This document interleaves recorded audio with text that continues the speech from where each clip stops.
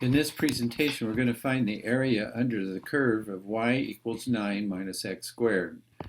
We're going to have a left boundary of x equals 0 and a right boundary of x equals 3. In our formula, we're going to call this a equals 0, and b, 3. So you can see in the diagram, here is the y-intercept 9, that's over here. The parabola opens downward, and it crosses through. If you set this equals 0, it crosses through the y-axis at -3 and +3. So those are the x-intercepts.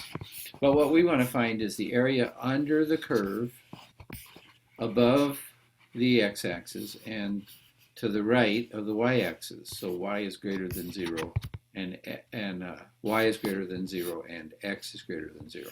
So it's this area right here.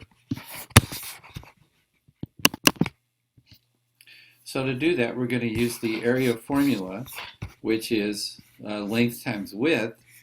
And the width is going to be the right boundary 3 minus the left boundary 0 over n times the function, which in this case will be 9 minus x squared. Again, this is 0, which is a, and 0, and this is b. So this would look something like this with the numbers plugged in. This is my right number and left number, right number and left number, left number. And when I put those together, I get 3 over n, which is the width, times the length statement, which is f of x, which is this 9 minus x squared. So what this is telling me is I need to put 3k over n, substituting it in for the x in the original problem. And this is where we talk about the concept of turning the whole into parts. And notice I put blob here. That's what used to be x and will become 3k over n.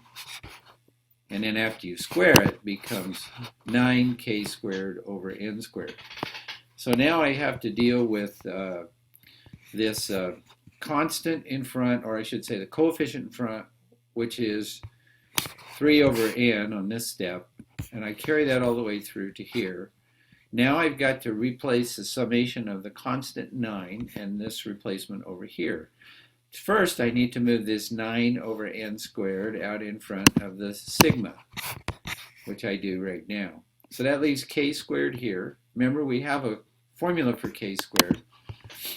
To replace the sigma, we need n times n plus 1 times 2n plus 1 over 6. So that replaces that. Now notice that the sigma 9 is gone, and in its place is 9 times n. That's the constant rule. Now I reduce my fraction, the 6 and the 9, as a 3 and a 2. My common denominator here is 2n squared. So as I multiply all this in, I get this with a minus sign in front of it, minus 6n cubed plus 9n squared plus 3n. And now I get my common denominator with the 2n squared and the 9n over 1. I need a 2n squared. So I take that times the 9n. So there's my common denominator there. And as I write the numbers out, this gives me 18n cubed minus 6n cubed, which is 12n cubed, minus 9n squared, minus 3n over 2n squared. Now you'll notice this 3 over n is still out front. And if I multiply the 3 through and the n through, I end up with this. Now because of the concept of the horizontal asymptote, we find out that the area under the curve is exactly 36 over 2, which is 18. So this is a way to use the formula that we talked about, applying the area formula, length times width. It's quite complicated, a lot of math there. You may want to stop this and pause it where you can. But that concludes showing the area under the curve using the area formula.